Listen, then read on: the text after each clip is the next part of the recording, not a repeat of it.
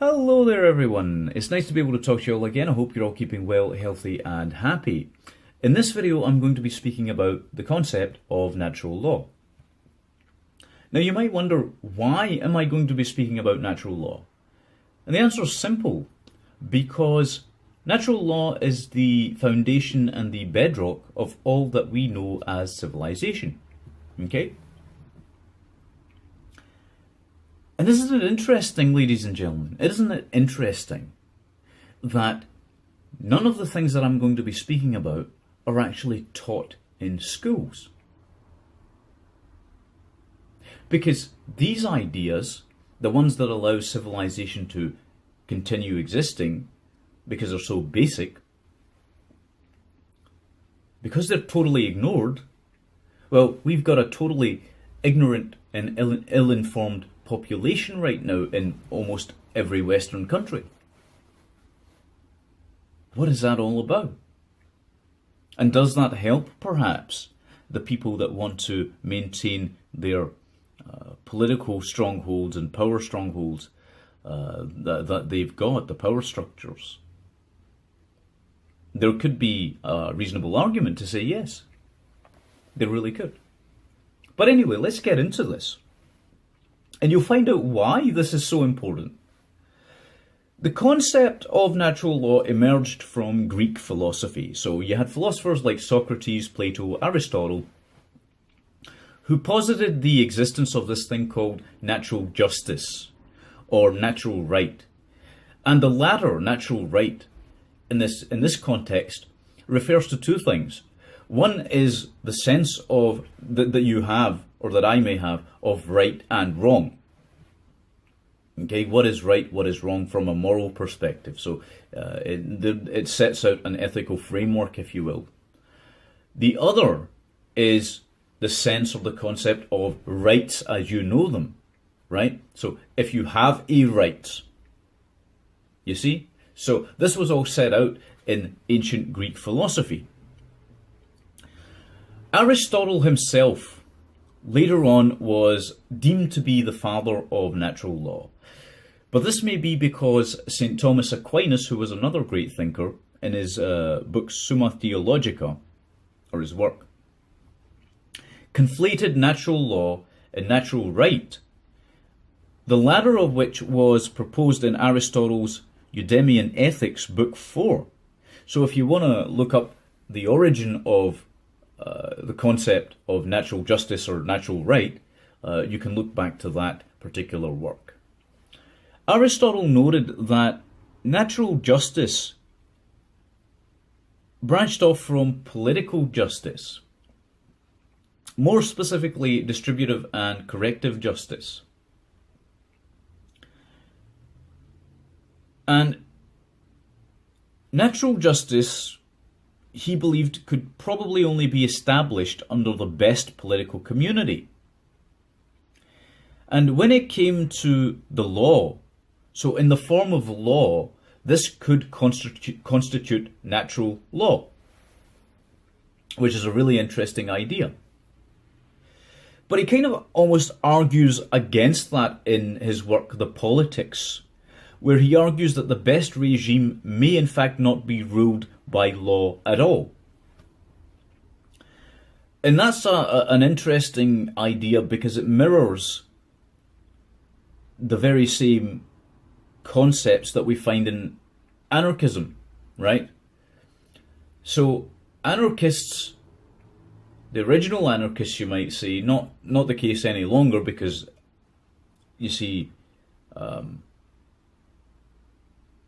anarchism got tied in with communism much later down the line. This is part of the problem. You get all variations of anarchists, by the way. You get anarcho-capitalists, you get anarcho-communists, you get people that are more inclined towards the free market and more libertarian in their ethos.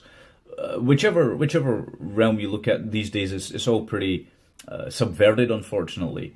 But anarchy at its root, and I explained this in one of my videos, if you break down the word anarchist, right? The first part of that word in the original Greek, an, means without. The second part comes from the root Greek word archos, which means ruler, right, or rulers. And the last part, ist, comes from the Greek istes, which means one who does or one who lives. So if you were to truly interpret that entire word, it would tell you one who lives without rulers, right? It does not mean one who lives without rules. Because again, moral and ethical frameworks are necessary, right? But it's an interesting to me that just as an aside, that Aristotle even did contemplate that in his time. He also asserts in Eudemian Ethics that the virtue of mildness lies somewhere between temperance and liberality. So right in the middle. The synthesis, if you will, as put forward by Hegelian's dialectic, if you will. But that has origins that are far older. And this goes back to the Kabbalistic concepts, which I've covered in one of my videos as well. It's the video on the occult, I believe it is, in the breakdown of the Economist cover for 2017. If you want to have a look at that, you can. But in Kabbalistic tradition, you're always aiming to travel the pillar of mildness. And the same thing you see carried through into Hermetic traditions. And of course we see this in the Greek philosophic ideas as well, from Aristotle here, the virtue of mildness, right? You're always trying to travel the middle path between severity and mercy, or as Aristotle puts it, temperance and liberality. So it's just a very interesting mirror to me. In the Rhetoric, his work, The Rhetoric, which is a treatise on the art of persuasion,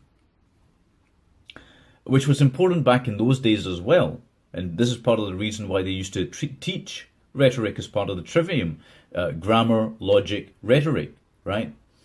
The rhetorical devices that were thought of at the time, the use of language, was known to be a persuasive tool. But that could only come about after you had gone through the process of thinking. So to put it in terms that we understand today, you have input, process, output, now from a technological perspective.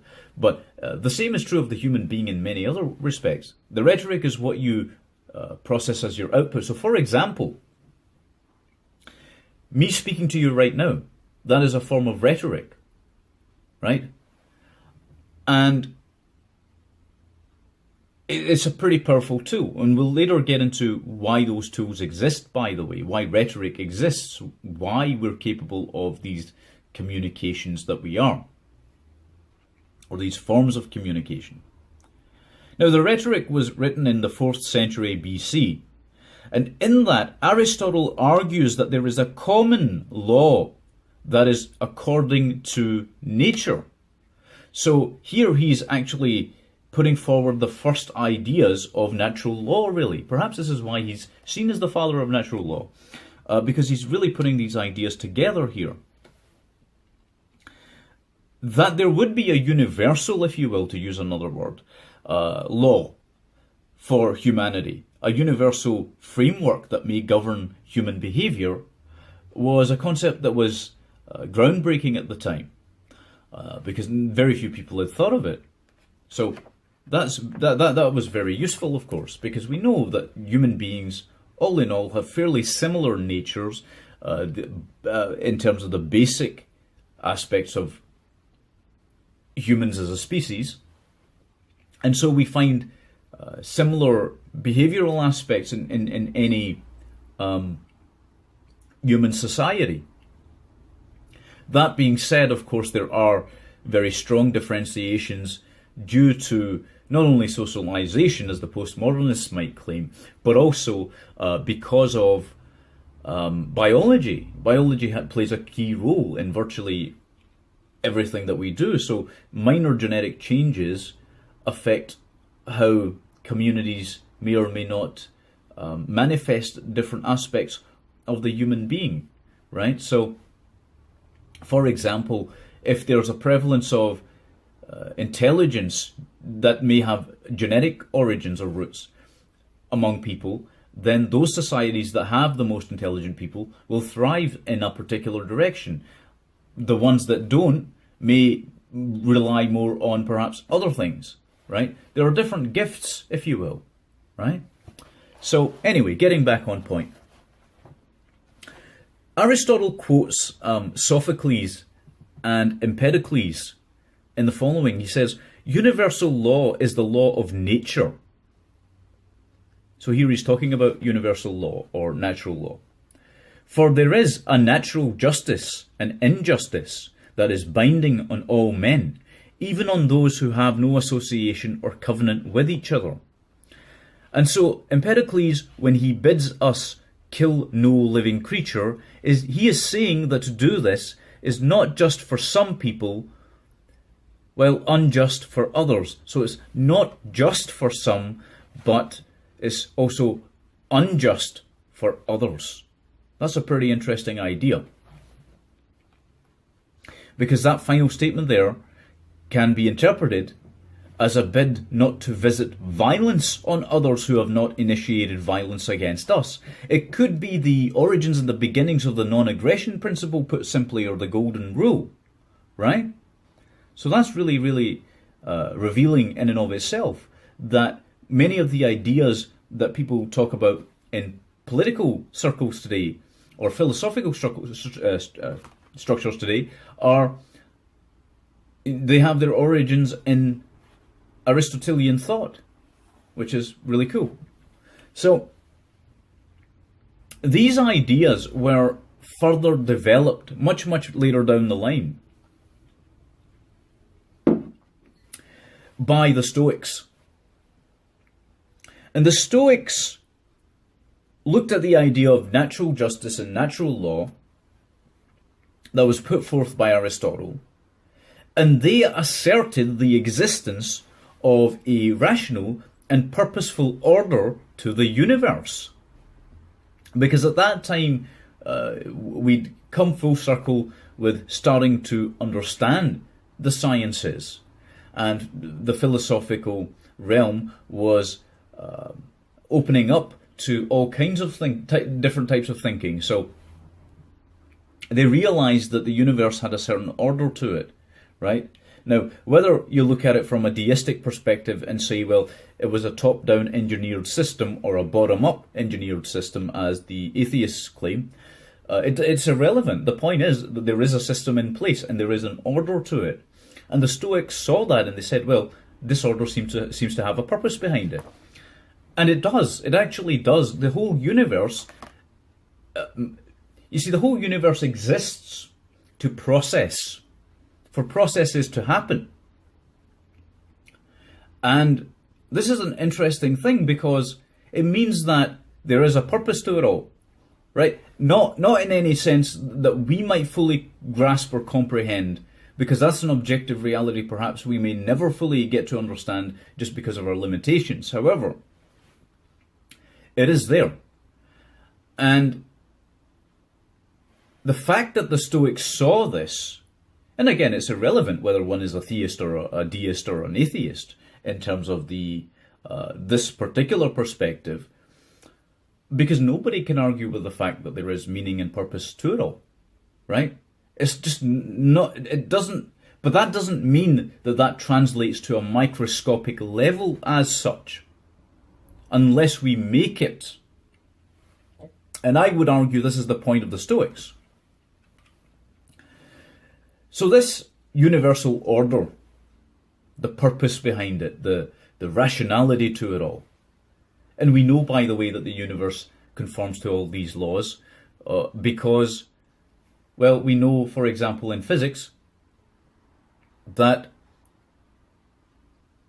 we can describe the universe almost perfectly in mathematical terms. So there's something to that. I mean, the idea itself is far more complex. But anyway, they were just starting out at this point, so we'll have to cut them some slack. So they dubbed this universal order eternal law. And they said that the means by which a rational being lived in accordance with this eternal law was the natural law. And this amounts to action in accordance with virtue. And this is incredibly important, because this is the point at which, and I think again it has its beginnings in Aristotle's work, actions have consequences. A lot of people won't tell you this. This is part of the reason why natural law fundamentally boils down to this axiom: all actions have consequences, because there is universal order. Okay? And if you're not perceiving that, if you're not at least even contemplating the consequences that your actions will have, and you're not guided by a moral or ethical framework, then you will never ever truly understand or see the importance of right action. Okay? And what do we define as right action? Well, we'll come to that a little bit later on, but to put it simply, because these are enormously complex ideas that we're dealing with here, but to put it simply, anything that would benefit you or others around you, preferably simultaneously, is right or good, right? So anything that disadvantages yourself or other people is a wrong. We could put it in those simple terms. That needs to be fleshed out much, much more, but I don't want to take up too much time with this argument. But basically, the less damage we do to others, the better it is. In fact, if we can do no damage, which was what Empedocles put forward, then absolutely, yes, that would be the best way to move forward in life, right? To minimize your footprint, if you like. Not the carbon footprint, right, but the other kinds of footprints we leave. If we do things that are harmful out of malice or things like this, they have consequences. Violence absolutely and certainly does, but we'll get into that a little bit later on, as I say. So right action in accordance with virtue. Okay, action, consequence, these are very important concepts. This philosophical view was championed and represented by two primary Stoic philosophers, those being Cicero and Seneca. And you must look into the works of Cicero and Seneca if you want to grasp or grapple with or understand what any of their thoughts really were on these matters, because they are very deep. Probably two of the most brilliant thinkers around. Of course, prior to them, we could say the same thing of Socrates and Aristotle. So, the Stoics held the view that within humans is a divine spark, right? So this kind of, see, again, what's interesting to me isn't the question of deism versus atheism, right? And I'll tell you, I'm just mentioning that because a lot of people might take umbrage to the concept of divinity, right? But what is the difference between that, if it's understood in this Aristotelian fashion? What is the difference between seeing that there is a divine spark in someone and seeing that they are made of the same matter as was there in the beginning of the universe?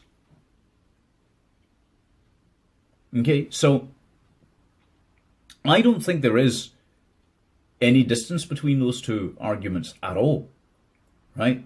In my mind. So, if the phrase divine spark bothers you, you really need to get out of your shell and try and understand that when they were talking about divinity, they weren't necessarily talking about divinity in the same sense that superstitious people might be. What they were talking about is to view the universe with awe and to see divinity in it, to see the natural order in it, the purposeful order, the eternal law as they called it, you see? So, anyway, sorry, that's just an aside. I hope I'm not boring you too much with that. So this divine spark allows humans to live in accordance with nature. And by the word nature, they weren't referring to it the way we understand nature as some sort of ambiguous, amalgamous, throwaway word. They were talking about, again, the purposeful order, the eternal law. And this idea later gave way to the idea of the equality of mankind. Right? Now, this is pretty interesting. So, all of these ideas, as they've developed through the ages, led to the conclusions by the Stoics that the value of human beings was equal.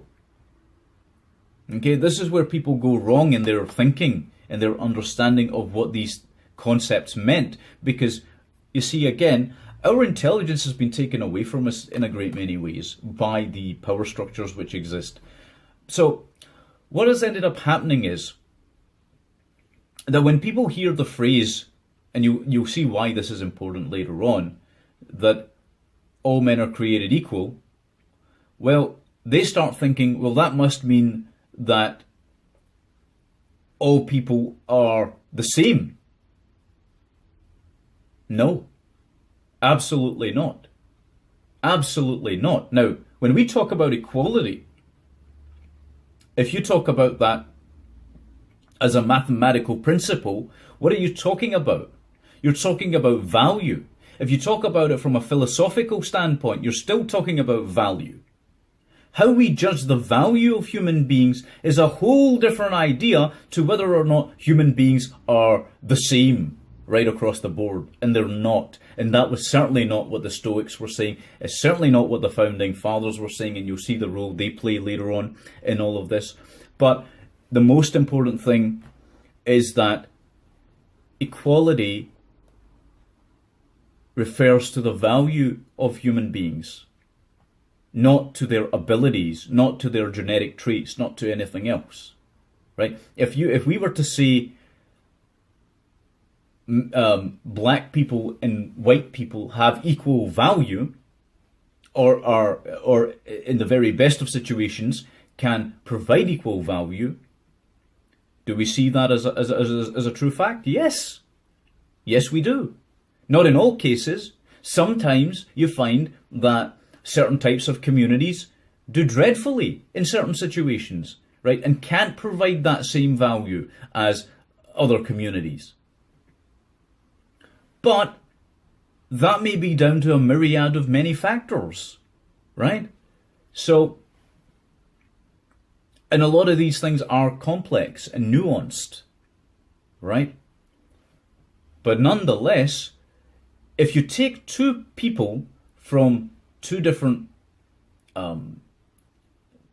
communities, if you like, or two different places, or of different races, or genders, it doesn't really matter, right? The value they have, or the value they can provide in the best of situations, is still the same. If they're equally capable, then they are equally able. That's the point. You see? So that's what we're really talking about. I mean, again, I'm sorry for kind of going off on a tangent there, but this is so important for people to understand that. You know, the social justice warriors, these regressive leftists, what they've done, the radical leftists, what they've done is they've taken this pure and noble idea, which is grounded and based in true empirical philosophical understanding, and they've perverted it. And it's disgusting what they've done with it. Because different people have different needs, different abilities, different lives, different. Yeah, I mean, everything's different for every human being because we're individuals. The whole point is that we're individuals. So anyway, I'll try and calm down. So anyway, Cicero in his work De Legibus states that justice and law originate from what nature has given to man, from what the human mind embraces, from the function of man, from what serves to unite humanity. So he's looking at Cicero was looking at the faculties of man, some of which we'll talk about later on as well, and we'll build on that. But the faculties of man oblige him, he says, to contribute to the general good of society. Now, the next part is very interesting. Laws should exist to provide tranquility and happiness for human life, he says, and the safety of citizens. Thus, wicked and unjust laws are anything but laws, which should have the inherent principle of choosing what is just and true. He's talking about justice and truth. Do you know who else talks about justice and truth? Just as an interesting humorous aside. Superman. You know the comic book character Superman? He talks about truth, justice, and the American way. Do you know why he does? And I'm not even kidding about this, by the way. I'm deadly serious. Okay? Superman champions truth, justice, and the American way. What is the American way? Well, early on in the 18th century, when America was in its infancy, during its time as a British colony, the British polemicist Thomas Gordon incorporated Cicero into his work throughout the colonies, and he decisively, as all historians virtually agree, he decisively shaped early American political culture. Let's go deeper into that rabbit hole, because this is the American way that we're now talking about here. American revolutionaries such as James Wilson, John Adams, Thomas Jefferson, and many, many, many others valued his work and were influenced greatly by it, calling him a foremost model of virtue and forensic eloquence, a moral philosopher, the father of eloquence and philosophy. I'd like to read you something. This is the introduction to the Declaration of Independence for the United States of America. When in the course of human events it becomes necessary for one people to dissolve the political bands which have connected them with another, and to assume among the powers of the earth the separate and equal station to which the laws of nature and of nature's God entitle them, a decent respect to the opinions of mankind requires that they should declare the causes which impel them to separation. Within that, they're talking about the laws of nature, natural law. The United States of America was founded on the principle of natural law. It was founded on the principle of natural law. Now that's a heck of a thing. That's the American way. The American way, that tradition, harkens back to Cicero. And before Cicero to Aristotle.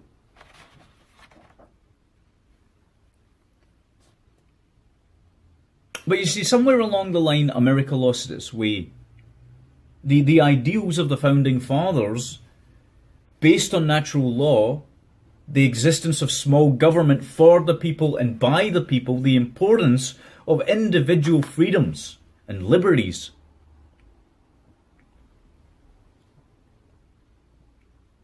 The individual contributing voluntarily to greater society without the use of violence or coercive force.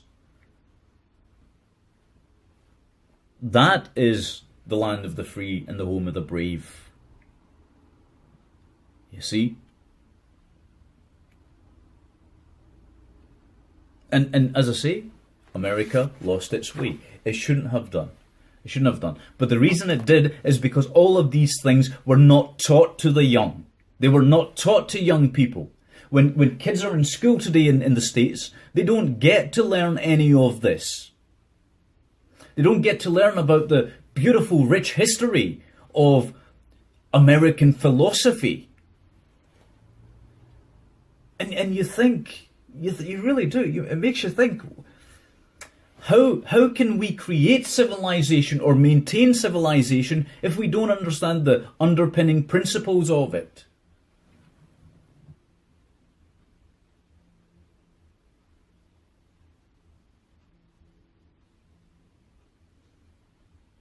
And you know, we see the echoes of the thoughts of the founding fathers in the work of Cicero. We really do. Where he was talking about laws providing tranquility and happiness, the pursuit of happiness basically, which is where that idea comes from, for human life, the safety of its citizens, the importance of individuality, the importance of justice even, you know.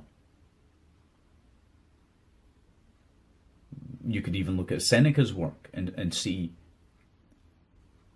similar or greater ideas. You know, the Stoics, remarkable philosophers, as were the Greeks. And that's what it all actually goes back to. It is the Greek tradition of philosophy, you see. And look at the depth of it all. I mean, 30 minutes you and I have been talking about this, and look at the depth of it all. Yeah? What we started off just using the phrase natural law, right? But look at what it all entails. It's a plethora of information. It's a plethora of thought, of inquiry, of process. And it's all been robbed from us. It's been taken away because people don't want us to know these things. The moral frameworks that must govern us, the ethical frameworks that must govern us, our actions being as much in accordance with the laws of nature, as they put it, natural law, as is possible. And natural law, to the Stoics, equated to, of course, to the concept of justice. And what is justice but the concept of equality? And what is equality but a concept of value? You see, so there's different categories within categories that were explored. And what's happened is, over the years, there has been a powerful force of anti-intellectualism that is exploding these categories and destroying them, so that we can't move forward in our thinking, in our thoughts. I mean, these are basic building blocks. We should all know these things. These are the basics. What we really should be trying to do is to build beyond that, to build on that, to see further, because we can stand on the shoulders of these amazing giants, these amazing men, these amazing philosophers. You see, go further than that. But we're not doing that. Instead, people have been so busy trying to dismantle all the things that make society work.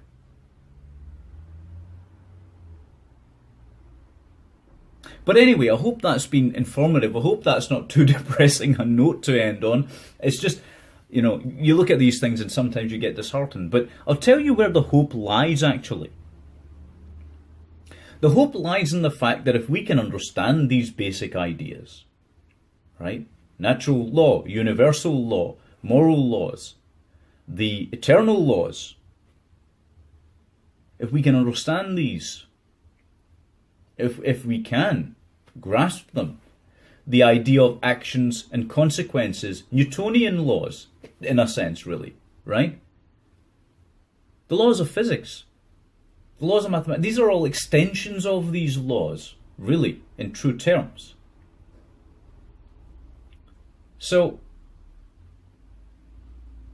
if we can do that, if we can learn to be conscious of our actions, our thoughts, then we can break free of these ignorant actions and the terrible things that we do as a species to other people. Whether it's because we've gone too far in one direction of compassion and mercy, which happens sometimes, and people start destroying one individual to save another, and then develop genocidal tendencies as a result, or whether we're adhering too strongly with the principle of severity, where we become too harsh and end up, again, becoming genocidal. That's why the real path, the true path, as Aristotle pointed out, as the Kabbalistic philosophers pointed out, as pretty much anyone who has really looked at it has pointed out, even in politics, you're always aiming for the center ground. You've always, from a microscopic perspective, never mind the macroscopic, you're aiming for that middle path. You're always aiming for that middle path. You know? And I just wish we taught more people that, I guess. That's my point. You know? And I think we will. I think we'll get beyond this point where everything's about nihilism and destruction and, you know, all these preoccupations that we've got as a civilization right now. I think they will pass. But the destruction that they're going to wrought on humanity until they do, that's the concern we have, really. You know. But I'll leave you with that, and I'll tell you something else before I go. Final thought, if you will. You know, freedom. Freedom's an interesting idea, isn't it? We talked about freedoms and rights. Why is free speech so important? Why is truth so important? Why is justice so important? Because if we were talking about natural law, well, by nature, through evolution, we developed speech so that we could communicate ideas, so that we could determine objective truth from unreality. Because this helped us to hunt animals. If we could coordinate and agree with our fellow tribesmen, then we could go out there and hunt the animal in close coordination, right? If we agreed on the objective reality that, look, there's an animal, we need to kill it so that we can eat it, right? Similarly, in gathering societies where perhaps, you know, there wasn't such an abundance of animals to hunt, well, there again, there's still coordination necessary. And so, in order to simply survive and to thrive as a species, we had to understand objective truth. I would argue a lot of animals actually have to do that, but we developed that into the ability to communicate ideas through speech, which is why we have vocal cords, right? And then, of course, we evolved reasoning skills. Because if we could reason, then we could problem solve. So if there's a shortage of food, and based upon the available information, we could migrate to a place which had more food or whatever else, you know? But it's these faculties that we developed that allowed early human civilizations to exist. And that is nature at work. So if we're talking about natural law, well, this is why free speech matters so much. Free speech matters, truth matters, because objective truth and free speech are incorporated into our evolution. They actually are an evolutionary product, right? And we could argue so is justice, by the way. The concept of equality, the concept of value. All living creatures living according to his or her gifts. So, when you see people trying to curb free speech, to silence people or to visit violence upon them, the initiators of violence, or trying to ensure that the state visits violence upon them, we're destroying civilization. This is why it ends up being a destructive act. It's why it's nihilistic. Right? Get rid of free speech, get rid of truth, get rid of justice, and you've destroyed everything that allowed human beings to survive, to exist. So as an argument from conclusions, we might even say, we can say that this is moral to have free speech, to have ideas exploring truth, objective truth. is moral, correct, and just. And what is immoral is the prevention of free speech, truth, and justice. See? So, this is what we need to understand. And by we, I'm not talking about you guys. Because believe it or not, chances are if you're watching this, if you're sitting through this, okay, you're probably already really familiar with some of these ideas. Okay, you're probably on board with all of this. The importance of freedom, truth, right action, right? But this needs to get out there more. More people need to be talking about it. More people need to be teaching people about these things because too few are. And that's why we're seeing the collapse of civilization. It's why we're seeing all the nihilism, is because, people don't understand. People don't understand this. Anyway, I'll leave it there for this video because I think I've gone on a little bit too long here on these matters. But I hope that has been informative, that it has helped you to grasp these ideas if you didn't already. I'm sure you did to some extent. And I hope to talk to you again soon when there's something else to talk about, So I want you to take it easy for just now.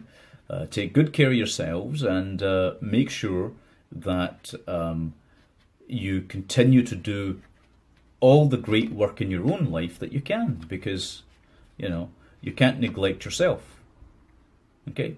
So take good care. God bless you. Speak again soon.